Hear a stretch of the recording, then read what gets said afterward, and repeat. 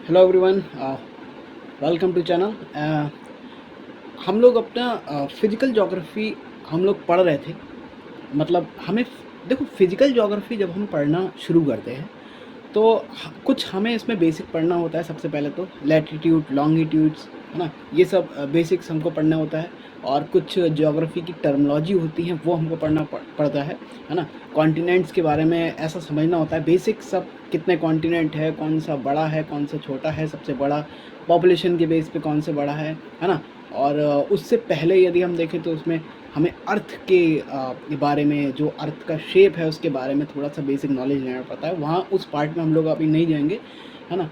हम लोग physical geography में अर्थ इंटीरियर जो वाला पार्ट है, पृथ्वी का आंतरिक भाग वाला जो पार्ट है, जो पृथ्वी है, उसको जब हम पढ़ते हैं, है ना, जब अर्थ इंटीरियर्स को पढ़ते हैं तो हमें उसमें कई लेयर्स को पढ़ना पड़ता है। लेयर्स का मतलब जैसे जब हम पृथ्वी के नीचे जाते हैं, गहराई में जाते हैं, तब हम देखते हैं कि कितने किलोमीटर में कौन सी परत पाई जाती है ना। क्रस्ट है, मेंटल है, कोर है, ये सब परतें पाई जाती है। इस पार्ट में भी हम लोग नहीं जा रहे हैं, ठीक है। अभी अ, जब हम जब और आगे जाते हैं इस फिजिकल ज्योग्राफी वाले सेगमेंट में, तो हम देखते हैं इसमें जो हम देखते हैं कि जो हमारे अर्थ के इंटीरियर में क्योंकि देखो, कोई जो व्यक्ति है, कोई पर्सन है, वो अर्थ के इंटीरियर में नहीं जा सकता, क्योंकि वहाँ का टेम्परेचर डिफरेंस होता है, बहुत ही ज़्यादा हाई टेम्परेचर होने के कारण मानव का तो पहुँचना नीचे गहराई में वो असंभव है। तो हम क्या करते हैं, हमें उसके एविडेंस को पढ़ना पड़ता है कि आखिर जो लेयर्स हैं, उसमें जो उनकी प्रॉपर्टीज़ हैं, है ना, हाई टेम्परेचर है ना, कौन सी जो लेयर है वो सॉलिड है, कौन सी लिक्विड है, ये सब एविडेंस के रूप में हमें पढ़ना पड़ता है। उसके एविडेंस इकट्ठे करने पड़ते हैं।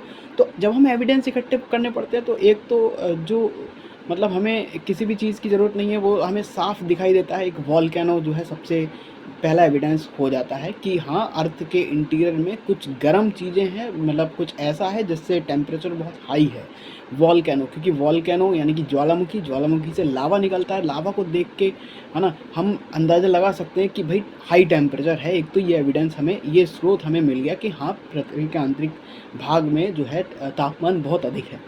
दूसरा, हम अर्थक्वेक्स को भी, भूकंप को भी, इस भूकंप की भी स्टडी करके अर्थ के इंटीरियर को समझ सकते हैं।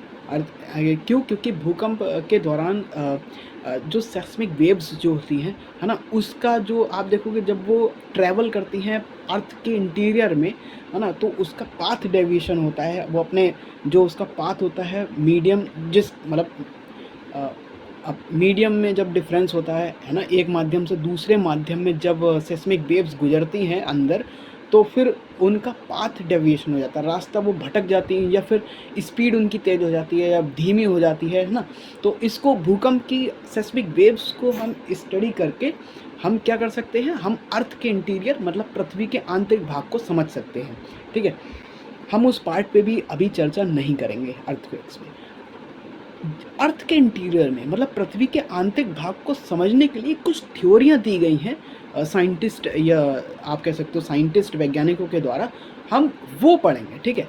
उसमें भी हम जो सबसे मोस्ट इम्पॉर्टेंट जो है प्लेट टेक्टोनिक थ्योरी को हम लोग आज कवर करेंगे, ठीक है। इससे पहले इन थ्योरी के पहले भी हमें कई प्रकार की जो है थ्योरीज़ को देखना पड़ता है। हम कंटेंट पे आ जाते हैं अपने। ये मेरे ठीक है, ये देखो, सबसे पहले यदि हम इसमें आएँ, सबसे पहले मैंने जिन थ्योरी की बात करी है पृथ्वी के आंतरिक भाग को समझने में, है ना, ये सब जो कॉन्टिनेंट है वो कैसे अस्तित्व में आए हैं, महाद्वीप कैसे अस्तित्व में आए हैं, है ना, ओशियन कैसे अस्तित्व बना है, इस सब को समझने के लिए कई थ्योरियाँ दी गई हैं। तो उसको पढ़ते हैं। इसमें इस क्रम में सबसे पहले जो थ्योरी आती है वो एल्फ्रेड वैगनर की थ्योरी आती है, कॉन्टिनेंटल ड्रिफ्ट थ्योरी, है ना। ये हम लोग को पढ़ना पड़ता है ना। हम इसके बारे में अभी चर्चा नहीं करेंगे, है ना। देन हम देखते हैं इसमें आगे, हमें convectional current theory, Arthur Holmes 1930, इसको भी समझना होता है। इस पे भी हम अभी चर्चा नहीं करें। हालांकि इन थ्योरियों का जो ज्ञान है, जो क्रक्स पार्ट है, वो हम अभी थोड़ा थोड़ा हम डिस्कस कर लेंगे, ठीक है। हमें जो उसके बाद सी फ्लोर स्प्रेडिंग जो है थ्योरी होती है, ये हैरी हेस ने दी थी, इसको भी हमें समझना पड़ता है। आज जो हम लोग पढ़ने जा रहे हैं, मतलब आज हम इस लेक्चर के दौरान जो थ्योरी पढ़ेंगे या जो हमारा टॉपिक मेन जो बन के आ रहा है वो प्लेट टेक्टोनिक थ्योरी है। इस प्लेट टेक्टोनिक थ्योरी को हम लोग को समझना है, ठीक है, ये हम लोग को समझना है, ओके। और इस थ्योरी को समझने के लिए पिछली थ्योरियों का ज्ञान भी लगेगा, उसको हम थोड़ा थोड़ा जहाँ पे ज़रूरत होगी वह डिस्कस कर लेंगे, ठीक है। प्लेट टेक्टोनिक थ्योरी सबसे पहले इसको पढ़ने के लिए, ठीक है, हम थोड़ा सा आगे चलते हैं। तो हम यहाँ पे देख रहे हैं प्लेट टेक्टोनिक थ्योरी, ठीक है। अब आप देखो, जो भी हमारे माउंटेन्स हैं, है ना, जो भी हमें एज अ फिज़िकल ज्योग्राफी के रूप में हम देख पाते हैं, क्या फिज़िकल का मतलब होता है भौतिक, भौतिक जो हम अपनी आंखों से देख पाते हैं, महसूस कर पाते हैं, जैसे कि पर्वत देख रहे हैं, पहाड़ देख रहे हैं, घाटियाँ देख रहे हैं, नदियाँ देख रहे हैं, ये सब, है ना, मैदान देख रहे हैं, है ना, पठार देख रहे हैं, हम अपनी आंखों से देख रहे हैं, मतलब ये फिज़िकल ज्योग्राफी का पार्ट हो गया। तो अब आप देखो कि मतलब जो ये माउंटेन्स हैं, जो रिवर्स हैं, जो ये वैलीज़ हैं, अर्थक्वेक्स आ रहा है, वॉल्केनो है, ज्वालामुखी है, माउंटेन्स हैं, आखिर ये बन कैसे रहे, है ना, इन सब का जवाब हमारी प्लेट टेक्टोनिक थ्योरी ही दे सकती है। इसलिए ये इम्पोर्टेंट टॉपिक है, माना जाता है, क्योंकि इसमें हमें एक्चुअल में पता चलता है कि ये माउंटेन्स ये बन कैसे रहे, पहाड़ कैसे बन जाते हैं सर, ठीक है। तो सबसे पहले प्लेट टेक हम लोग शुरू करते हैं। सबसे पहले हमें थोड़ा सा इसमें लिथोस्फीयर का ज्ञान लेना पड़ेगा, है ना। लिथोस्फीयर देखो, सबसे पहले हम एक डायग्राम के जरिए हम थोड़ा सा समझेंगे। जब हम इन लेयर्स को पढ़ते हैं, मैं इसकी बात कर रहा था, ठीक है। जैसे आप देखो 100 से यहाँ पे आप, जहाँ मेरा कर्सर है इस पर आप देखना, ये 100 किलोमीटर, ये 100 किलोमीटर, जो 100 किलोमीटर है ना नीचे तक, यहाँ तक हमारा जो है लिथोस्फीयर कहलाता है ना, 100 किलोमीटर तक लिथोस्फीयर कहलाता है। और 100 से लेकर 100 किलोमीटर से 2900 किलोमीटर, ये आपको 2900 किलोमीटर दिख रहा है, 2900 किलोमीटर तक हमारा ये क्रस्ट वाला पार्ट है ना, ये लिथोस्फीयर कहलाता है। लिथोस्फीयर हो गया। और 100 सेंटीमीटर से लेकर आप देखोगे 100 सेंटीमीटर के बाद जो है हमारा एस्थनोस्फीयर जो है चालू हो जाता है, ठीक है। अब देखो 100 तक तो लिथोस्फीयर है, अब लिथोस्फीयर में कौन कौन से पार्ट आ रहे हैं, ठीक है। जो अब आप देखो ये क्रस्ट दिखाई दे रहा होगा, क्रस्ट, है ना। जब हम 34 किलोमीटर तक जाते हैं, खाली 34 किलोमीटर नीचे जाते हैं, तो वो चीज़ हमारी क्रस्ट कहलाती है ना, वो पार्ट हमारा पूरा क्रस्ट कहलाता है ना। और 34 किलोमीटर से 2900 किलोमीटर तक जब हम जाते हैं वो मेंटल होता है ना। मेंटल में ऊपरी मेंटल और मतलब अपर मेंटल और जो लोअर मेंटल होता है वो, ठीक है। इसमें जो लिथोस्फीयर हो गया, लिथोस्फीयर कहाँ का बताया मैंने, अपनी जहाँ पे हम रह रहे हैं वहाँ से 100 किलोमीटर तक, है ना, अंदर गहराई में 100 किलोमीटर तक लिथोस्फीयर। अभी आप इसी को समझो, स्थल मंडल, इसको समझो। अब आपको ये ध्यान रखना है, सिर्फ लिथोस्फीयर में क्रस्ट, है ना, क्रस्ट मतलब जीरो से ग्राउंड से 34 किलोमीटर वाला भाग जो क्रस्ट है, क्रस्ट, ठीक है। मैं आपको एक यहाँ पे थोड़ी सी समझा देता हूँ ये चीज़, ठीक है। मैं ये कहना चाह रहा हूँ आपसे, थोड़ा हमें बस इतना ही समझना है, फिर हमें ध्यान, जैसे कि ये मान लो अर्थ है ना, ये मान लो अर्थ है, यहाँ पे मैंने लगाया है, यहाँ पे एक जो है पेड़ लगा दिया, ठीक है। यहाँ पे पेड़ लगाया मतलब यहाँ पे जो हम रह रहे हैं, ठीक है।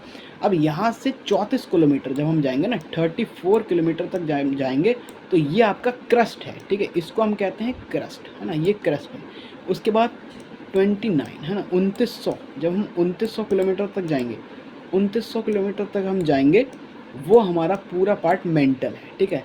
ये क्रस्ट हो गया, ये क्रस्ट, है ना, ये क्रस्ट है, और ये मेंटल है, ये मेंटल है ना, ये मेंटल वाला पार्ट है।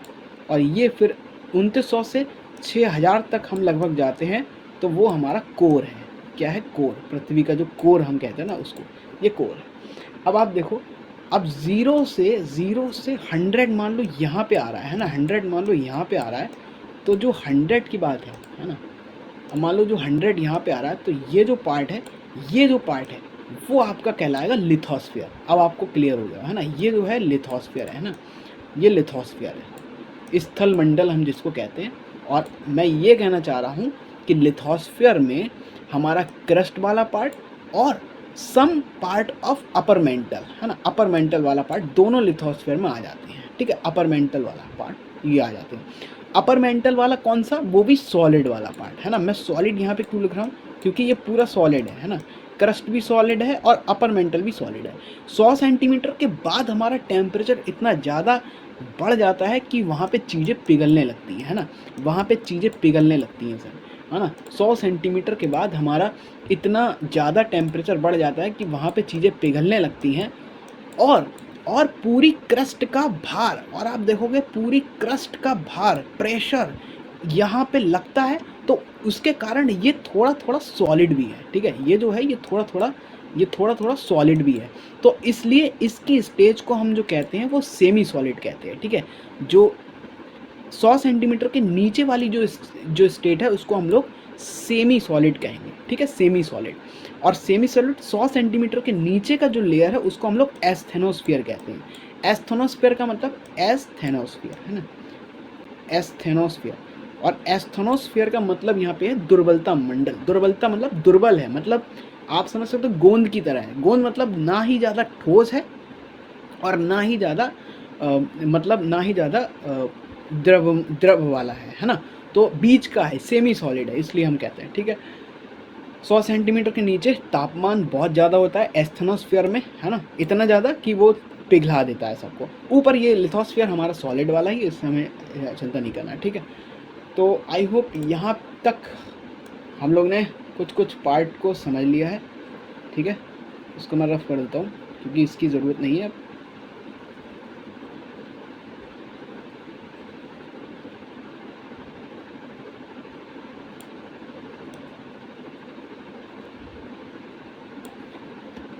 ओके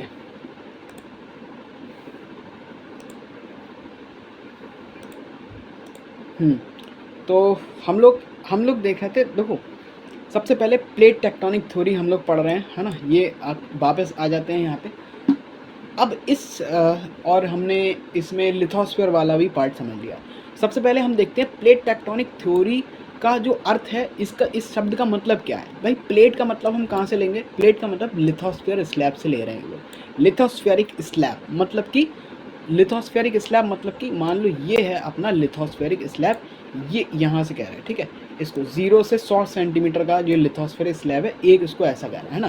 क्योंकि आप पृथ्वी तो पूरी होगी ना, ये पूरी पृथ्वी है, तो मान लो एक छोटा सा हिस्सा हमने एक ले लिया लिथोस्फीयर का, है ना, तो वो आपका लिथोस्फेरिक स्लैब कहलाता है, ठीक है।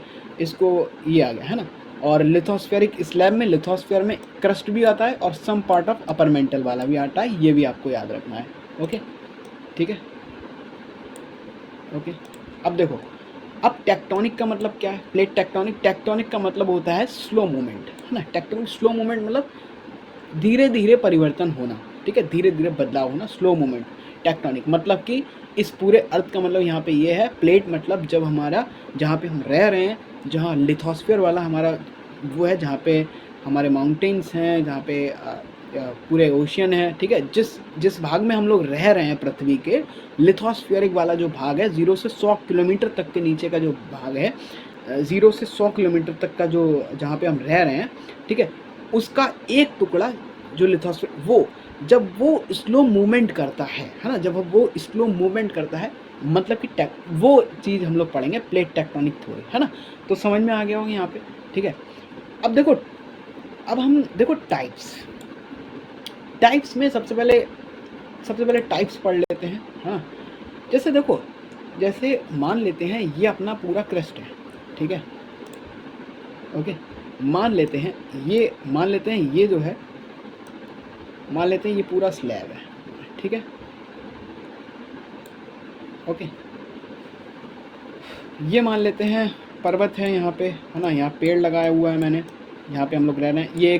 ये लिथोस्फेरिक स्लैब, ये एक हिस्सा है ना। और यहाँ पे हम देखें तो ये समुद्र है, ठीक है, ये समुद्र है, ओके। तो देखो लिथोस्फीयर में ये क्या है? ये कॉन्टिनेंटल क्रस्ट हो गया हमारा, है ना। ये कॉन्टिनेंट का जो क्रस्ट हो गया है ना, और ये ओशियनिक क्रस्ट हो गया है ना, ओशियनिक क्रस्ट, ये ओशन, मान लो ये समुद्र है तो ये ओशियन का क्रस्ट हो गया। क्रस्ट का मतलब समझ रहे हो, 0 से 34 वाला, ज़्यादा गहराई नहीं होगी इतना, ठीक है, इतना मान लो। तो ये इसकी थिकनेस देखो कॉन्टिनेंट की हमेशा ज़्यादा होगी, और ओशियन क्रस्ट क्योंकि नीचे तक होता है ना, ओशियन क्रस्ट की थिकनेस कम होगी, ठीक है। अब ओशियनिक क्रस्ट जो होता है, ये वाला जो क्रस्ट की बात मैं कर रहा हूँ ओशियनिक, ये जो किससे बना होता है, देखो ये सीमा से बना होता है। सीमा का मतलब होता है सिलिकॉन और मैग्नीशियम, है ना, सिलिकॉन है ना, सीमा यानी कि सिलिकॉन और मैग्नीशियम, है ना, मैग्नीशियम। मैग्नीशियम एक फेरस मिनरल है, मैग्नीशियम एक फेरस मिनरल है।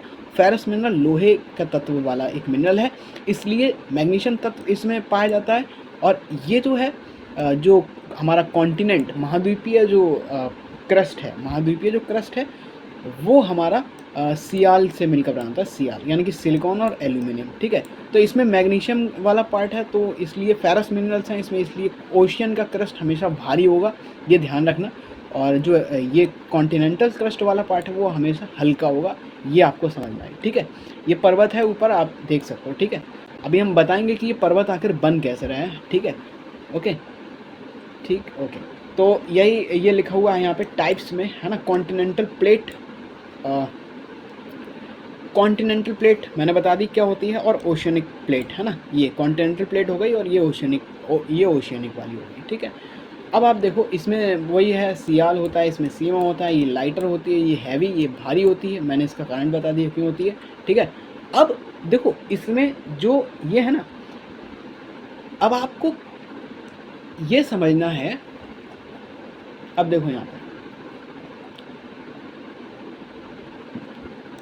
देखो जो कॉन्टिनेंटल जो प्लेट है, जो हमारा लिथोस्फेरिक स्लैब जो हमने लिया था, ठीक है, वो या तो वो स्लैब्स, मतलब वो जो स्लैब्स हैं, मतलब एक मान लो एक स्लैब ये है कॉन्टिनेंट का, दूसरा स्लैब ये है, ये ओशन का भी हो सकता है कॉन्टिनेंट का। अगर ये या तो ये टकराएगा आपस में, है ना, या तो ये टकराएगा, और या फिर ये टकराएगा यानी कि ये कन्वर्ज होगा, कन्वर्जेंस, है ना, कन्वर्जेंस अभिसरण, या फिर ये दूर जाएगा, डाइवर्जेंस, है ना, डाइवर्जेंस, ठीक है। या तो टकराएगा या फिर दूर जाएगा, डाइवर्जेंस, अपसरण, ठीक है, डाइवर्जेंस। अब आप देखो ये क्यों हो रहा है, ये क्यों हो रहा है, तो इसका जवाब हमें पिछली थ्योरियों में मिलता है। जैसे कन्वेक्शनल करंट थ्योरी हम लोग ने देखी थी, है ना। कन्वेक्शनल करंट थ्योरी, यदि हम फिर यहाँ पे जाएं, देखो कन्वेक्शनल करंट थ्योरी, मैंने कहा था पिछली थ्योरी का भी ज्ञान इसमें लगेगा। तो कन्वेक्शनल करंट थ्योरी आपको पता है कि हम इन्होंने जो आर्थर होम्स थे उन्होंने ये बताया था, उन्होंने बताया था कि हमारे अर्थ के नीचे कुछ रेडियो एक्टिव एलिमेंट्स पाए जाते हैं, है ना। और जब उनका थर्मल डिफरेंस, है ना, जब उनका थर्मल डिफरेंस होता है या टेम्परेचर में डिफरेंस आता है उन एलिमेंट्स के, तो हमेशा क्या होता है, तो वो तब वहाँ पे क्या होता है सर, वो वर्टिकल अपलिफ्ट, मतलब कि कन्वेक्शनल करंट, मतलब कि ये जो लावा होता है ना नीचे, वो वर्टिकल अपलिफ्ट मतलब लावा ऊपर उठता है ना, लावा ऊपर उठता है, इस तरह से लावा ऊपर उठता है। और कॉन्टिनेंटल क्रस्ट जब आता है ना, कॉन्टिनेंटल क्रस्ट जो हमारा लिथोस्फीयर वाला भाग आता है, जब यहाँ पे मान लो यहाँ पे कोई एलिमेंट है, उसमें टेम्परेचर में जो है बदलाव आया, उसके कारण जो है ये लावा ऊपर की ओर उठा, है ना, ऊपर की ओर उठा, मतलब, है ना। अब जाहिर सी बात है, कोई भी चीज़ गर्म करोगे आप, पानी को गर्म करोगे तो जो उसकी धाराएं होती है वो ऊपर उठती है ना, है ना। तो जाहिर सी बात है, इसमें जब टेम्परेचर में डिफरेंस आएगा तो वो ऊपर गति करेगा, कन्वेक्शनल इसको गति कहते हैं, है ना, ऊपर गति करना कन्वेक्शनल। अब लिथोस्फीयर के कारण, लिथोस्फीयर ऊपर, तो ये गतियाँ सारी एस्थोनोस्फीयर में होती हैं, 100 सेंटीमीटर के बाद सेमी सॉलिड वाले पार्ट में ही वो सारी जो है घटनाएं हो रही हैं। अब आप देखोगे यहाँ से ऊपर उठ रहा है ना, ऊपर लिथोस्फीयर वाला पार्ट आ गया, यहाँ से टकरा के इधर आएगा, ठीक है, इधर आएगा, और यहाँ से ये टकराएगा, यहाँ से इधर आएगा। इस तरह से ये जो कन्वेक्शनल गति होती है नीचे लावा में, है ना, मैग्मा में, सॉरी लावा शब्द यूज़ नहीं करना है, क्योंकि लावा हम तब कहते हैं जब वो वॉल्केनो के रूप में हमारा बाहर आ जाता है ना, बाहर आ जाता है वो लावा, पृथ्वी के अंदर है तो वो मैग्मा, ठीक है। मैग्मा मूव करता है इधर से इधर, है ना, तो मूवमेंट यहाँ नीचे चलता रहता है। तो आप देखो जैसा मैग्मा का अंदर मूवमेंट चलता है, वैसे ही हमारे कॉन्टिनेंटल जो क्रस्ट होती है, वैसे ही हमारी जो लिथोस्फेरिक स्लैब होती है, वो भी गति करती है उसी के अकॉर्डिंग, ठीक है। अब मान के चलो जैसे जैसे ठीक है, ये समझ में आ गया। तो लिथोस्फेरिक स्लैब किस तरह से, जैसे डाइवर्जेंस हो सकता है और कन्वर्जेंस हो सकता है। मैंने आपको बता दिया डाइवर्जेंस क्या है, कन्वर्जेंस क्या है ना। मतलब जब डाइवर्जेंस होता है तो फॉल्ट या रिफ्ट जो है उत्पन्न हो जाता है, ठीक है। फॉल्ट या रिफ्ट का मतलब दरार उत्पन्न हो जाएगा। और जब कन्वर्जेंस होता है, कन्वर्जेंस जब जब जब लिथोस्फेरिक स्लैब कन्वर्ज करेंगी, आप कन्वर्ज करेंगे मतलब कि यहाँ पे जब टकराएंगी, और टकरा क्यों रही हैं, क्योंकि मान लो ये लिथोस्फेरिक स्लैब्स हैं, दो लिथोस्फेरिक स्लैब्स हैं, ये आपस में टकरा रही हैं। टकरा क्यों रही हैं, क्योंकि अंदर का जो मैग्मा है वो यहाँ से गति कर रहा है, ऐसे करके गति कर रहा है अंदर का। उसके कारण देखो ऐसा गति करेगा तो ये भी ऐसा इसी की तरह जो है लिथोस्फेरिक स्लैब भी इस प्रकार से गति करेगा, ठीक है, ऐसे। तो अंदर का जैसा लावा मान लो ऐसे करके आ रहा है, लावा ऐसे करके गति कर रहा है, ऐसे करके गति कर रहा है, ठीक है ना। तो उसके अकॉर्डिंग भी ऐसे करके कन्वर्जेंस होगा। यदि लावा ऐसे करके गति कर रहा है, मतलब आप देखोगे, ये देखो, ये इस चित्र में आप देख सकते हो, ये लावा ऐसे करके गति कर रहा है, इस डायरेक्शन में गति कर रहा है, ठीक है, ऐसे गति कर रहा है। तो ऊपर की जो हमारे लिथोस्फेरिक स्लैब्स है वो भी इस साइड में मूव करेंगी, ठीक है, ये भी इस साइड में मूव करेंगे। अब जब मूव करेंगे, दो कॉन्टिनेंट और कॉन्टिनेंट ये टकराएंगे, ठीक है, आपस में टकरा जाएंगे। अब इनका परिणाम क्या होगा वो हम लोग अभी थोड़ी देर में समझते हैं, ठीक है, थोड़ी देर में समझते हैं। अब आप देखो, तो वही बात यहाँ पे है कि या तो डाइवर्जेंस होगा या कन्वर्जेंस होगा। माउंटेन्स जब हमें दिखें, है ना, माउंटेन्स दिखें तो हम समझ जाएंगे कि नीचे कन्वर्जेंस हुआ है। यदि फॉल्ट या रिफ्ट वैली, है ना, रिफ्ट वैली घाटियाँ यदि हम देख रही हैं, फॉल्ट दिख रहे हैं, तो हम समझ जाएंगे कि वहाँ यकीनन डाइवर्जेंस हुआ है, ये दिखा रहा है, ठीक है। अब देखो कॉम्बिनेशन यहाँ पे देखो, या तो कन्वर्जेंस होगा या डाइवर्जेंस होगा, मे भी ट्रांसफॉर्म भी हो सकता है। ट्रांसफॉर्म आगे पढ़ेंगे।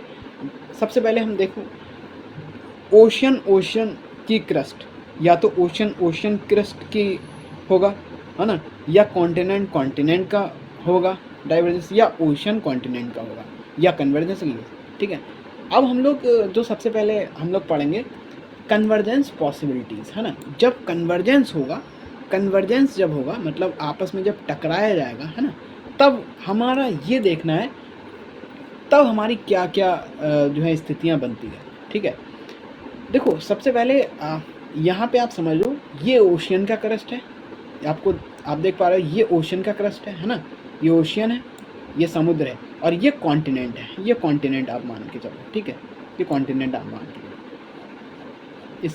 इसके चित्र में हम सीधे चलते हैं। मान लो ये चीज़ है, ठीक है, ये आ गया, ठीक है।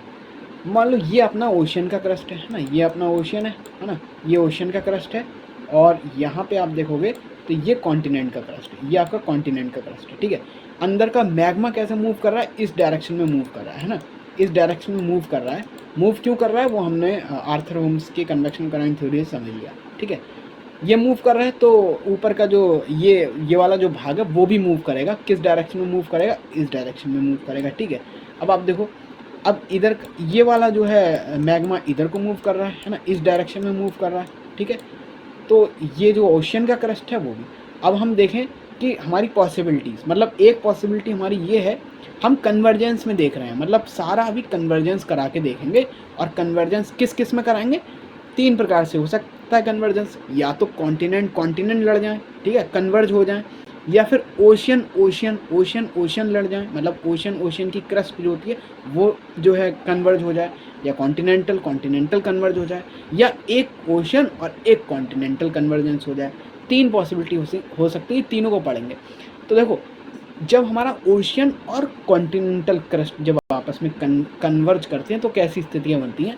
तो आप देखो, मैंने आपको पहले बता दिया, जो ओशियनिक क्रस्ट होती है ना, ओशियनिक क्रस्ट जो होती है वो उसके जो मेटल हो गए वो फेरस मिनरल से भारी होगा, ठीक है, भारी होता है यकीनन, कॉन्टिनेंटल क्रस्ट से भारी होता है।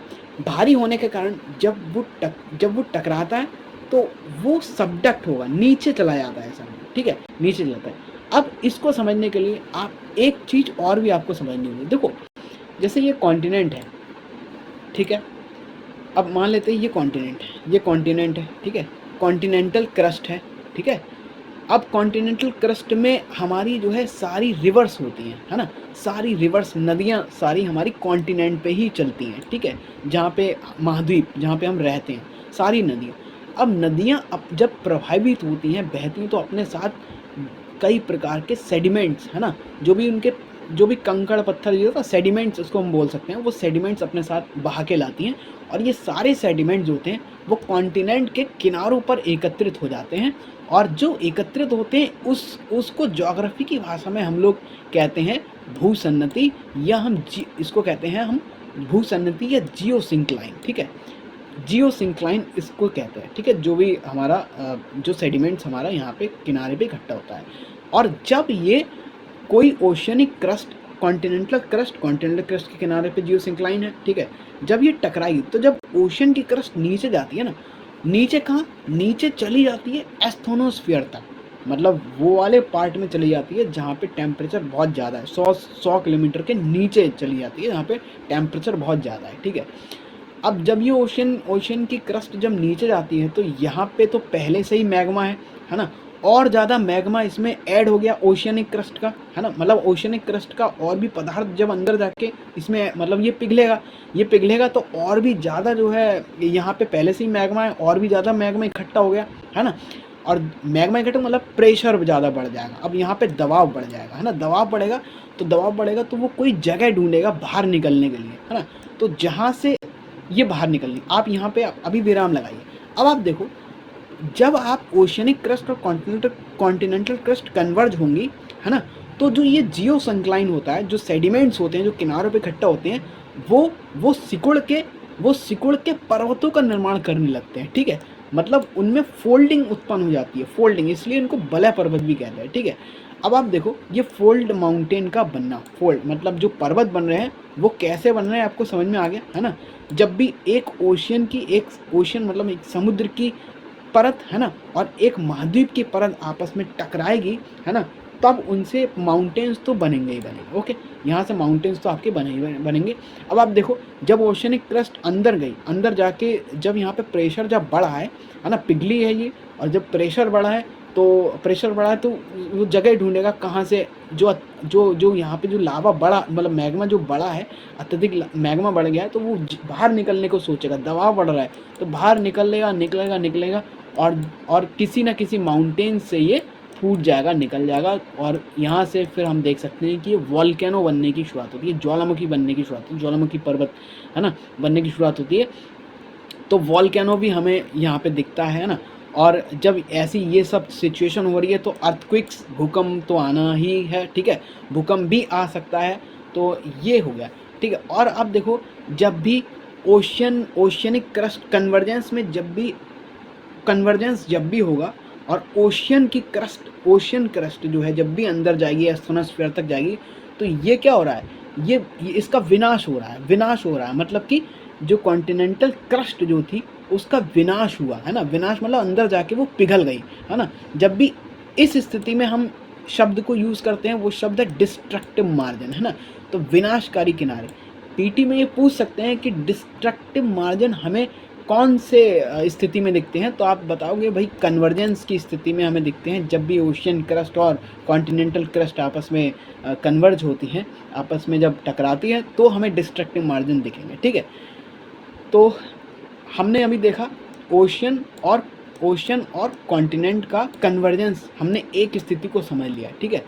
तो अब दूसरी स्थिति पे चलते हैं फटाफट से, इसको हम डायग्राम में देख लेते हैं एक बार, है ना, डायग्राम में देख लेते हैं। तो देखो ये वाला डायग्राम आप ज़रा देखो, ये मान लो समुद्र है, आप कर्सर को देखना केवल, ये मान लो आपका पूरा ओशियन है ना, और ये नीचे आपको दिख रहा है ओशियनिक क्रस्ट है, ये मैंने आपको दिखा ना, ये ओशियन की क्रस्ट है, ये नीचे वाली ये ओशियन की क्रस्ट है, और ये कॉन्टिनेंट है, ये कॉन्टिनेंट जहाँ पे हम लोग रह रहे हैं, है ना।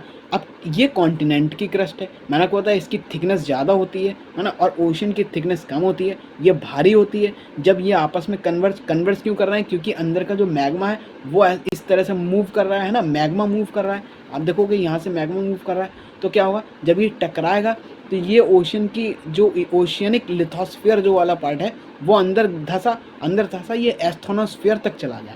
अब ये एस्थोनोस्फीयर तक चला गया, मतलब यहाँ पे जो है बढ़ा और यहाँ से आप देख सकते हो मैग्मा बाहर निकला और जो भी यहाँ पे सेडिमेंट्स थे वो उठ के मतलब इनमें फोल्डिंग आ गई, यहाँ पे पर्वत बन रहे हैं, ठीक है, पर्वत बन रहे हैं, आपको दिख रहा है, ठीक है। तो आप देखोगे जब भी तो कॉन्टिनेंट के इस साइड में जो है हमें पर्वत देखने को मिलेगा और ओशन की क्रस्ट एस्थोनोस्फीयर तक जा रही है, तो जाहिर सी बात है वॉल्केनो भी हमें दिखेगा, ठीक है। इस वाले डायग्राम में भी हम समझ सकते हैं, ठीक है, ये भी आप देख सकते हो, ये भी ये यहाँ पे जो है ओशनिक क्रस्ट लिथोस्फेरिक क्रस्ट है, ये नीचे गया और ये यहाँ से happy birthday to volcano, okay.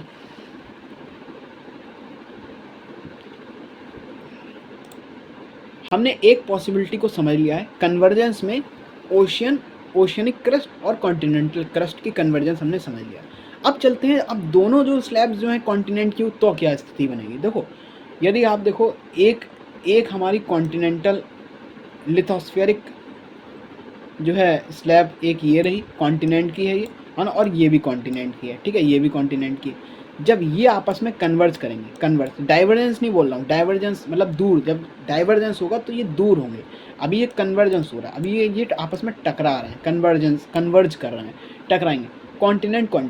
अभी हमने एक ओशियन एक कॉन्टिनेंट का समझ लिया है, ठीक है, ये जो ऊपर हम लोग ने समझ लिया, एक ओशियन और एक कॉन्टिनेंट, ठीक है। अब हम करेंगे कॉन्टिनेंट के बारे में। जब कॉन्टिनेंट टकराएंगे तो देखो कॉन्टिनेंट की महाद्वीप की जो परत होती है तो वो सियाल से बनी होती है, सिलिकॉन और एल्यूमिनियम। मैंने आपको बताया ये भारी नहीं होती है, ओशन क्रस्ट की तुलना में हल्की होती है, ठीक है। तो हल्की होती है, तो जब ये आपस में टकराते हैं तो देखो इस डायग्राम में समझो तो ये ज़्यादा गहराई तक नहीं जा पाती है ना, भारी नहीं है ना, तो एस्थोनोस्फीयर तक नहीं जा पाएगी। मतलब एस्थोनोस्फीयर वो वाला हिस्सा जहाँ पे बहुत ज़्यादा टेम्परेचर होता है, 100 सेंटीमीटर के बाद वाला हिस्सा, 100 सेंटीमीटर तक भी ये जा नहीं पाती है, कम ही जा पाती है, मतलब, है ना। तो आपको थोड़ा बहुत इसमें फोल्डिंग तो दिख जाएगी, है ना, मतलब फोल्ड माउंटेन, बलय पर्वत हमें दिख जाएंगे, ठीक है। और इसका जो वॉल्यूम जो होता है वो नॉट इंक्रीज, मतलब बहुत ऊंचे पर्वत यहाँ पे नहीं मिलेंगे, कम ही हाइट के पर्वत मिलते हैं, ठीक है। हाँ, इसमें क्या बहुत इंपॉर्टेंट बात है, इसमें वॉल्केनो दिखेगा नहीं दिखेगा भाई, वॉल्केनो हमारा तभी दिखेगा, ध्यान रखना, ज्वालामुखी हमारा तभी दिखेगा, ज्वालामुखी तभी बनते हुए हम देख पाएंगे जब एक ओशियन की क्रस्ट हो, समुद्र की जब एक क्रस्ट होगी, सागर की जब एक परत होगी, वही हमें वॉल्केनो बना करके देगी, क्योंकि ओशियनिक क्रस्ट जो होती है वो भारी होती है, वो बहुत नीचे एस्थोनोस्फीयर तक चली जाती है, और एस्थोनोस्फीयर में जाने का मतलब क्या है, टेम्परेचर में डिफरेंस, वो पिघला के बहुत ज़्यादा दबाव बढ़ेगा और फिर वो मैग्मा ऊपर आने की कोशिश करेगा, उसके कारण वॉल्केनो दिखता है। जब भी ओशन की क्रस्ट नहीं है ना, कॉन्टिनेंट, तो वॉल्केनो हमें नहीं दिखेगा, कॉन्टिनेंट में वॉल्केनो नहीं दिखेगा, सिर्फ फोल्ड माउंटेन दिखेगा। हाँ, जब ये टकरा रहा है, कन्वर्ज कर रहा है, तो अर्थक्वेक ज़रूर हमें दिख सकता है इसमें। तो ये दो स्थिति याद रखना है, ठीक है। तो दूसरी बात हम देखें, यदि अब यहाँ तक हमने समझ लिया, ठीक है, यहाँ तक हम लोग ने समझ लिया है, इसके बाद थोड़ा सा हम नोट्स बनाने पर बात कर लेते हैं, ठीक है। देखो, यदि आपको नोट्स बनाने हैं इसके, तो जो पॉइंट मैं बता रहा हूँ वो आप अपने नोट्स में लिख लो, ठीक है। अभी जैसे सबसे पहले आपको क्या लिखना है, सबसे पहले, और मैं जल्दी बताऊँगा, आप लोग रोक के लिख सकते हो। पहले आप प्लेट टेक्टोनिक थ्योरी हेडिंग डालो, है ना, उसके बाद प्लेट टेक्टोनिक थ्योरी आप डाल दो यहाँ पे, है ना।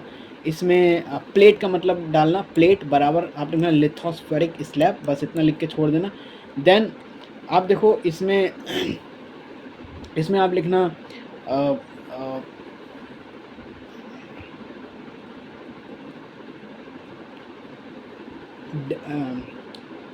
लिथोस्फेरिक स्लैब आपने डाल दिया। अब इसमें लिखना डाइवर्जेंस नीचे और कन्वर्जेंस, ठीक है। डाइवर्जेंस के आगे आप लिखना मिड ओशियनिक रिज, है ना, जब भी डाइवर्जेंस होगा तो मिड ओशियनिक रिज बनेंगे, जब भी कन्वर्जेंस होगा तो माउंटेन बनेंगे, ठीक है। ये आप लिख लो इस तरह से, है ना। उसके बाद आप ये लिखवा दिया। अब इसके बाद आप देखना पॉसिबिलिटीज़, आप हेडिंग डालना पॉसिबिलिटीज़, ठीक है। सबसे पहले आप ये हेडिंग डालना, ठीक है। ये पॉइंट भी आप लिख सकते हो, ओशियनिक क्रस्ट सीमा से बनी होती है और कॉन्टिनेंटल क्रस्ट सियाल से बनी होती है। इसमें ओशनिक क्रस्ट में लिख देना हैवियर मतलब भारी, और कॉन्टिनेंटल क्रस्ट में लिख देना लाइटर यानी कि हल्की। ठीक है, इसके बाद लिखना कन्वर्जेंस पॉसिबिलिटीज़, है ना। उसके बाद छोटा सा ये डायग्राम बनाना, ठीक है। और ये डायग्राम बनाने के बाद इसमें जो की पॉइंट्स हैं वो है आपका जो है सेडिमेंट्स, है ना, अवसाद, ठीक है, जियोसिंक्लाइन, ये आप सेडिमेंट मतलब ये आप की पॉइंट डाल सकते हो, है ना। हैवी रॉक आप लिख सकते हो। उसके बाद लिखना सबडक्ट होगा, सबडक्ट मतलब नीचे, ठीक है, एस्थोनोस्फेयर में चला जाएगा, ये लिखना। उसके बाद आप लिखना जियोसिंक्लाइन के कारण, है ना, फोल्डिंग बलय पर्वत ये बनते हैं, ठीक है, ये लिख लेना। उसके बाद लिखना एस्थोनोस्फेयर, एस्थोनोस्फेयर में हाई टेम्परेचर होता है ना, हाई टेम्परेचर के कारण प्रेशर ज़्यादा हो गया, है ना, और एस्थोनोस्फेयर में हाई टेम्परेचर हो जाता है मेल्ट, और ये। उसके बाद वॉल्केनो लिख लेना, वॉल्केनो हमें दिखाई देने, वॉल्केनिक माउंटेन हमें दिखाई देंगे, ठीक है, ये लिख लेना। उसके बाद एग्जाम्पल डाल देना एंडीज़ माउंटेन्स, है ना। साउथ अमेरिका में जब हम एंडीज़ माउंटेन्स देखते हैं ना, जैसे साउथ अमेरिका एक तो नॉर्थ अमेरिका है, एक साउथ अमेरिका है ना। तो जो साउथ अमेरिका है ना, साउथ अमेरिका ये नीचे इस तरह से साउथ अमेरिका है, तो यहाँ पे हम लोग एंडीज़ पर्वत देखते हैं पूरा, ठीक है। एंडीज़ पर्वत ये हमारी पर्वत श्रेणी है, यहाँ पे हम देखते हैं। ये ब्राज़ील वाला पार्ट है मान लो, है ना, कोलंबिया है, ब्राज़ील है, ये पूरा ब्राज़ील है ना, वेनेजुएला है ना, ये सब जो है साउथ अमेरिका वाला। और इसमें हमें ये एंडीज़ पर्वत श्रेणी हम देख पाते हैं। तो ये भी जो है इसी के कारण हुआ है कॉन्टिनेंट, या क्योंकि यहाँ पे तो आपका पैसिफिक ओशियन है ना, तो ये ओशियन क्रस्ट है और ये कॉन्टिनेंटल क्रस्ट है, ये आपस में यहाँ कन्वर्जेंस हो रहा है, तो हमें एंडीज़ पर्वत देखने को मिल रहा है, ठीक है। हमारा हिमालय भी जो है इसी के कारण कन्वर्जेंस के कारण जो है बना है, ठीक है, ओशियन और कॉन्टिनेंट। अब आप कहोगे ओशियन कहाँ से आया, तो पहले के समय में 33 सागर जो है बीच में हमारा था, उसके बारे में हम फिर कभी पढ़ेंगे। इसके बाद आपको क्या लिखना है, उसके बाद आपको लिखना है ये आपने लिखा। उसके बाद आप लिखोगे, ये लिखना है ये सब आप लिखना, ये वाला एक डायग्राम बनाना, कॉन्टिनेंट और इस तरह से कन्वर्जेंस करते हुए डायग्राम बनाना। इसमें आपको की पॉइंट्स क्या लिखने हैं, ठीक है। दूसरी पॉसिबिलिटी है ये, इसमें सियाल ये हेडिंग ये डाल देना। इसमें लिखना एस्थोनोस्फेयर तक पहुंच नहीं पाता, ठीक है, ये लिखना। इस फोल्डिंग इसमें खाली दिखेगी, फोल्डिंग मतलब बलय पर्वत हमें थोड़े से दिखेंगे, हाइट कम होगी, और इसमें नो वॉल्केनो नहीं दिखेगा, इतना ही पॉइंट लिखना है, ठीक है। अब हम इसमें हमें एक पार्ट ये भी ध्यान रखना है, जब भी हमें एक पार्ट ये भी ध्यान रखना है, जब भी ओशियनिक क्रस्ट और कॉन्टिनेंटल क्रस्ट, है ना, कॉन्टिनेंटल क्रस्ट जब कन्वर्जेंस होती है, तो हम यहाँ पे, तो इस जगह पे जो ये जो जगह है ना, ये हमें ट्रेंच बनते हैं, है ना, इसको हम लोग ट्रेंच कहते हैं, ठीक है। ठीक है, ये जो स्थिति बन रही है इसको हम लोग ट्रेंच कहते हैं, ठीक है। देखो आप इस डायग्राम में देख सकते हो आप, ये ओशियन का है, ये कॉन्टिनेंट का। ओशियन का ये अंदर गया, है ना, सबडक्ट हुआ, तो ये जियोसिंक्लाइन के ये तो ऊपर बलय पर्वत बन जाते हैं ना, गर्त, और जो ये गर्त आती है जब ये नीचे जाएगा, तो ये वाला जो पार्ट है अंदर गहराई वाला समुद्र के नीचे जो दिखता है, इसको हम लोग ट्रेंच कहते हैं, ठीक है। ओके, डायग्राम में भी देख सकते हो, इस पार्ट पे आप देखो, इस पार्ट पे ये जो ट्रेंच बना है ना, ये जो ट्रेंच है ये हम लोग को कह रहे हैं, ठीक है। ओके, अब देखो हमारी एक पॉसिबिलिटी, हमने दो पॉसिबिलिटीज़ को पढ़ लिया है ना, दो पॉसिबिलिटी मतलब हमने कॉन्टिनेंट को समझ लिया, और हमने ओशियन और कॉन्टिनेंट कन्वर्जेंस को समझ लिया। लास्ट हमारी ओशन को हम लोग समझेंगे, ठीक है। जब ओशियनिक क्रस्ट और ओशियनिक क्रस्ट जब आपस में कन्वर्ज होंगी तब हमारी कैसी स्थिति बनेगी वो हम समझते हैं, ठीक है। तो आप अब इस पे देखो, इस चित्र को आप ध्यान से, इस डायग्राम को आप ध्यान से देखो, ठीक है। अब आप देखो, माना ये भारी, मतलब मान लो ओशन क्रस्ट ये है, ये एक ओशनिक क्रस्ट है, ये ओशनिक क्रस्ट है, और ये पूरा समुद्र है, ठीक है। समुद्र के अंदर की बात कर रहा हूँ मैं, समुद्र के अंदर की बात कर रहा हूँ, है ना। ये जब ये कन्वर्जेंस हो रही है, ठीक है, कन्वर्जेंस हो रही है, इतना तो पता है कि यहाँ पे जियोसिंक्लाइन या सेडिमेंट्स जो होते हैं वो होंगे नहीं, वो तो कॉन्टिनेंट के किनारों पर आते हैं, ठीक है।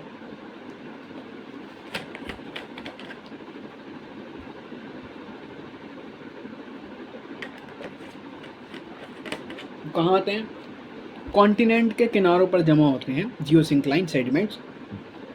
अब समुद्र के बीचों बीच में कहाँ से सेडिमेंट आ जाएंगे? तो सेडिमेंट तो यहाँ पे है नहीं, ठीक है। अब आप देखो, जब भी हमारा कन्वर्जेंस होगा, है ना, अब आप देखो इस डायग्राम में आप समझो, ठीक है। इस डायग्राम में हम आपको समझना है, ठीक है। इस डायग्राम में आपको समझना है, ठीक है। जब भी हमारा कन्वर्जेंस होगा, और इनमें से ऐसा तो है नहीं कि दोनों हल्की हैं, मतलब जब दो भारी भारी टकरा रही हैं आपस में, तो इनमें से इसकी तुलना में हो सकता है ये वाली भारी हो, तो जो भारी होगी वो अंदर जाएगी, ठीक है। जो भारी होगी वो अंदर जाएगी, ठीक है। और इसमें आपको जो भारी होगी वो अंदर जाएगी, ठीक है। ओके, यहाँ पे जब हम कॉन्टिनेंट और ओशन का समझ रहे थे, तो आप ये देखो कौन से मार्जिन पे बन रहा है माउंटेन। ओशन और कॉन्टिनेंट जब अंदर गया, मतलब ओशन और ये अंदर गया, तो जो अंदर जा रहा है, जो प्लेट सबडक्ट हो रही है, वहाँ माउंटेन नहीं बनेंगे। उसके विपरीत वाले जो भाग है, जो परत है, उस पर हमारे माउंटेन्स बनेंगे, ये समझ लेना, ठीक है। जो भी सबडक्ट होती है उस पर कुछ नहीं होता है, जो अदर वाली प्लेट होती है उस पर सारे स्थितियाँ बनती हैं। तो आप देखो, जब ये ओशन जब टकरा रहा है, ठीक है, जब ओशन टकरा रहा है, तो इनमें से मान लो ये वाली प्लेट भारी है ना, इस साइड वाली, ये वाली प्लेट अगर भारी है तो ये वाली नीचे जाएगी, ये सबडक्ट हो जाएगी, है ना, और भारी होने के कारण एस्ट्रोनॉस्फीयर में भी जाएगी, ठीक है। और अब आप देखो यहाँ से लावा, देखो जब अंदर गएगी तो ये लावा निकलेगा, ओके, लावा निकलेगा, और लावा धीरे धीरे इसके कॉन्टिनेंट के इस पे समुद्र के गहराई के अंदर की मैं बात कर रहा हूँ, इसके अंदर ऐसा जमा होने लगेगा, ठीक है। लावा ऐसे करके जमा होने लगेगा धीरे धीरे, इतना लावा, मतलब वो इतना अंदर चली जाएगी कि इतना, मतलब कि ये लावा जो है वो समुद्र यहाँ तक है, मान के चलो आप, समुद्र मान के चलो यहाँ तक है ना, माना आपने समुद्र यहाँ तक है ना। तो धीरे धीरे ये जो लावा है ना, धीरे धीरे ये लावा जो है वो ऊपर दिखने लगेगा। जैसे ही ऊपर दिखेगा, हमें क्या दिखेगा? आइलैंड्स हमें दिखने लगेंगे, द्वीप हमें दिखने लगेंगे। जो हमारे द्वीप बनते हैं ना, जो आइलैंड्स जो हमारे बनते हैं, वो इसी प्रकार से बनते हैं, ठीक है। जब ओशियनिक क्रस्ट और ओशियनिक क्रस्ट आपस में कन्वर्ज होती है, कन्वर्ज क्यों हो रही है? क्योंकि अंदर का मैग्मा उसको कन्वर्ज करा रहा है, अंदर का मैग्मे के मूवमेंट के कारण ही कन्वर्जेंस हुआ, ठीक है। तो जब ये हुआ है, तो आप देखो ये, ठीक है, ओके, यहाँ से हमें ट्रेंच तो दिखेगा ही दिखेगा, ये ट्रेंच है, ठीक है, ये ट्रेंच आपको दिख रहा है। यहाँ पे हमें आइलैंड्स हमें देखने को मिलेगा, आर्कीपेलागो मतलब कि आइलैंड्स का समूह हमें देखने को मिल जाएगा। जब ऐसी स्थिति आ रही है तो भूकंप वगैरह तो देखने को मिलेगा ही मिलेगा, है ना। और मैंने बताया था, जब भी ओशन की क्रस्ट जो है सबडक्ट होगी तो वॉल्केनो दिखेगा ही दिखेगा। तो वॉल्केनिक आइलैंड्स भी हमें दिखेगा, वॉल्केनो ज्वालामुखी, क्योंकि लावा ही है ना, कि मैग्मा ही निकल रहा है, लावा ही निकल रहा है, तो मतलब वॉल्केनो तो है ही, ठीक है। समझ में आया ये आपको, है ना। तो ये, तो आप इसमें क्या लिखोगे? तो लिखने की बारी आएगी तो आप क्या लिखोगे? सबसे पहले आप ये डायग्राम बना दोगे। सबसे पहले आप ये डायग्राम बना दो, ओशन और ओशन, ठीक है, ये सीमा और सीमा ये लिख लो। ऐसा करके कन्वर्जेंस का नीचे का मैग्मा प्रदर्शित करते हुए ये ऐसा बना दो। उसके बाद जैसा लिखा है वैसा लिख लो नोट्स में। यहाँ नोट सेडिमेंट्स, क्योंकि कॉन्टिनेंट की बात ही नहीं हो रही है, ओशन की बात हो रही है, समुद्र की बात हो रही है। तो समुद्र में सेडिमेंट कहाँ से आएंगे? रिवर्स तो कॉन्टिनेंट के किनारों पर आके जो है प्रवाहित होती हैं, है ना। तो कॉन्टिनेंट के किनारों पर हमें सेडिमेंट्स देखने को मिलते हैं, जियोसिंक्लाइन देखने को मिलता है। समुद्र के बीच में सेडिमेंट्स कहाँ से आ जाएगा, ठीक है, इसलिए नो सेडिमेंट्स, यहाँ पे हमें कोई सेडिमेंट्स देखने को नहीं मिलेगा, है ना। और हैवी प्लेट सबडक्ट होगी, ये आप ये लिखना, है ना। उसके बाद ओशन के अंदर हमें वॉल्केनो देखने को मिलेगा, ये आप पॉइंट लिख लेना पूरा, ओशन के अंदर वॉल्केनो। उसके बाद हमें इसमें क्या क्या की पॉइंट्स हैं? आइलैंड्स हमें दिखेंगे, आर्कीपेलागो हमें दिखेगा, ठीक है। और आप देखो, ये आप एग्जाम्पल लिख सकते हो, जापान, है ना, जापान पूरा वॉल्केनो से बना है, मतलब कि जापान जो हमारा जो देश है ना, अब मान के चलो, देखो यहाँ पे देखो, जापान को मैं एक मिनट समझा देता हूँ, ठीक है। मान लो ये हमारा पूरा ये जापान है, ठीक है, ये पूरा मान लो ओशन, ये पैसिफिक ओशन है, ठीक है, ये पैसिफिक ओशन है, ठीक है, पूरा पैसिफिक ओशन है। तो वही है कि ये ओशन की क्रस्ट है, ये भी इधर भी ओशन की क्रस्ट है ना, ओशन क्रस्ट और ओशन क्रस्ट, है ना। और ये पैसिफिक ओशन है, यहाँ पे अमेरिका वगैरह है ना, यहाँ अमेरिका वगैरह है। और यहाँ पे आप देखो ये रशिया है पूरा, ऐसा मैं आप एज्यूम कर सकते हो कि रशिया, ये हमारा छोटा सा भारत है ना, ये इधर ऑस्ट्रेलिया है, ठीक है, ये छोटे छोटे आइलैंड्स, ये द्वीप हैं, ये पूरा रशिया है, ये आपका यूरोप है ना। ये ऐसे घूम के मैं दिखा रहा हूँ है ना, ये घूम के दिखा रहा हूँ, ये पूरा पैसिफिक है।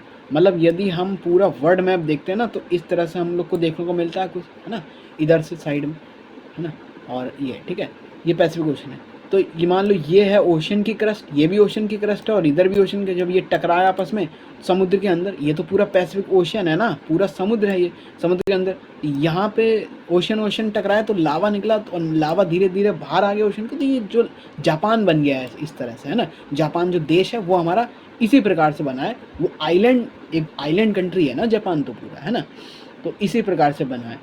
ओके, तो एग्जाम्पल में लिख सकते हो, बाकी इसमें कुछ वो नहीं।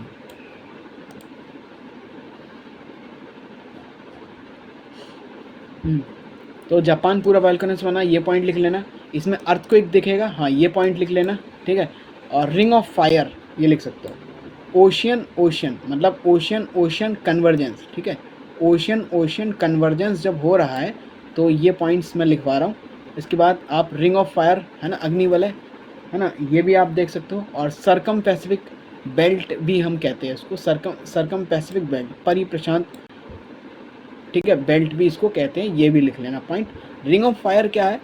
रिंग ऑफ फायर वही है पैसिफिक ओशन। जब हम अपने पैसिफिक ओशन को देखते हैं ना, प्रशांत महासागर, तो प्रशांत महासागर के चारों ओर आप देखोगे तो वॉल्केनो हमें दिखता है ना, चारों ओर वॉल्केनो दिखता है। देखो अब 1 मिनट में ये रिंग ऑफ फायर को समझा देता हूँ, ठीक है, 1 सेकंड लगेगा बस। ओके, क्योंकि ओशन ओशन कन्वर्जेंस में हमारे की पॉइंट में ये आना चाहिए, ring of fire, ocean ocean convergence, ठीक है, ये आना चाहिए।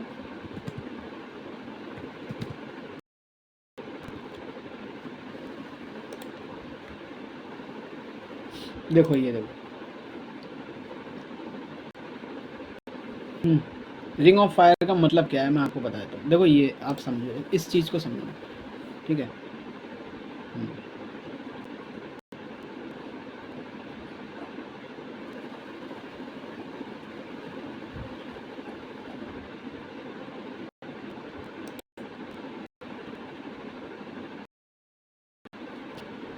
देखो मैंने बताया था ना, ये जापान आपको दिख रहा होगा, ग्रीन वाला जो पार्ट है, ग्रीन वाला पार्ट है जापान का है ना, ये ग्रीन वाला पार्ट है, ये ओशन की क्रस्ट है अंदर अंदर।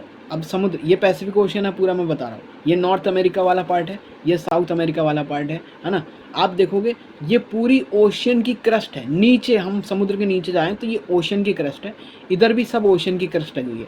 जब आपस में यहाँ कन्वर्जेंस हो रहा है, यहाँ पे कन्वर्जेंस चल रहा है, आप मान के चलो, यहाँ क्या चल रहा है, कन्वर्जेंस, इधर भी कन्वर्जेंस, इधर भी कन्वर्जेंस है ना। मतलब ये वाली ओशन क्रस्ट, मतलब ये वाली ओशनिक क्रस्ट और ये वाली ओशनिक क्रस्ट, ये यहाँ से कन्वर्ज कर रही है ना, ये यहाँ से कन्वर्जेंस चल रहा है इनका, यहाँ से ऊपर से ये कन्वर्जेंस चल रहा है, ठीक है, यहाँ से ये कन्वर्जेंस चल रहा है, ठीक है, कन्वर्जेंस है ना। हालांकि ये कॉन्टिनेंटल और ओशन की क्रस्ट है। मैंने जब भी बताया, एक अगर अपनी प्लेट अगर ओशन की हुई तो वॉल्केनो दिखना ज़रूरी है, वॉल्केनो ज़रूर से ही दिखेगा।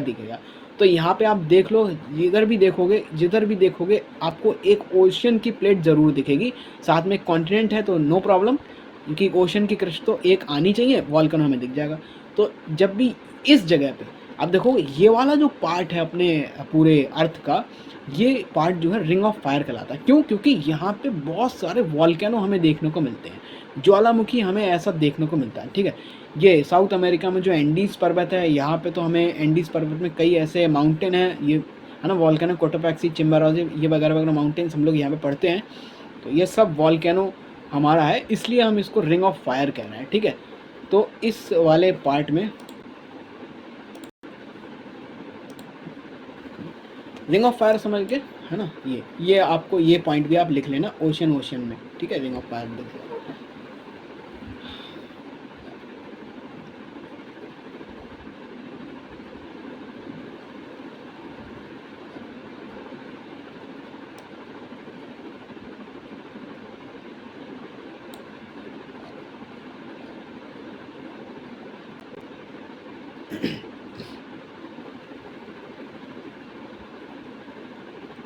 आप यहाँ से ये डायग्राम तो बनवा ही दिया है। डायग्राम बनाना चाहो तो ये वाला डायग्राम बना सकते हो, ठीक है भाई। आप ये वाला डायग्राम बना सकते हो अगर चाहो तो। ये ओशियन और कॉन्टिनेंट का कन्वर्जेंस में ये वाला डायग्राम बना सकते हो, ठीक है। ये रोक, ये डायग्राम बना सकते हो आप, ठीक है, ये वाला, ठीक है। और इसके बाद कॉन्टिनेंट कन्वर्जेंस में ये वाला आप डायग्राम बना सकते हो, और ओशियन के कन्वर्जेंस में ये वाला डायग्राम बना सकते हो, ठीक है। समुद्र बनाना मत भूलना पूरे में, ओके। अब 2 पॉइंट बहुत इंपॉर्टेंट है जो आपको पढ़ने पड़ेंगे। देखो, ड्यूरिंग कन्वर्जेंस की ही हम पढ़ाई कर रहे थे। इफ़ 1 प्लेट ओशन की हो, बता दिया, वॉल्केनो जरूर दिखेगा, और 1 प्लेट अगर कॉन्टिनेंट की हो तो फोल्ड माउंटेन जरूर दिखेगा, ठीक है। ये हम लोग को याद रखना, 2 पॉइंट बहुत इंपॉर्टेंट पॉइंट थे, okay. I hope plate tectonic theory को हम लोग पूरी तरीके से समझ चुके हैं। और प्लेट टेक्टोनिक थ्योरी जो है वो हमें यही सिखाती है कि जो भी हम अपने अर्थ में जो भी चीज़ हम फिजिकल एज अ फिजिकल के रूप में देख रहे हैं, जो भी माउंटेन देख रहे हैं, है ना, वॉल्केनो देख रहे हैं, अर्थक्वेक्स जो आ रहे हैं, उन सब का जवाब, ये कैसे बना, ये क्यों आ रहे हैं, अर्थक्वेक्स क्यों आ रहे हैं, है ना, इन सब का जवाब हमारा प्लेट टेक्टोनिक थ्योरी दे पाती है। इसको समझने के बाद हम ये सब का ज्ञान, हम नॉलेज आराम से ले सकते हैं, ठीक है। अब देखो, इसमें एक बात और याद रखना, जब भी ओशियनिक क्रस्ट सबडक्ट होके, ओशियनिक क्रस्ट जब नीचे जाती सबडक्ट होती है तो वो ख़त्म हुई, वो फिनिश हो रही है, ओशन की क्रस्ट नीचे जाके समाप्त हो रही है, तो उसको हम कहते हैं डिस्ट्रक्टिव मार्जिन, है ना। और जब भी डाइवर्जेंस होता है, डाइवर्जेंस अभी हम नहीं पढ़ रहे हैं, है ना, हम कन्वर्जेंस ही पढ़ रहे हैं। डाइवर्जेंस हम लोग अगले लेक्चर में पढ़ेंगे, डाइवर्जेंस की स्थितियों को अगले लेक्चर में पढ़ेंगे। जब भी डाइवर्जेंस होता है तो उसमें कुछ ना कुछ बनता है ना, कोई नई प्लेट बनती है।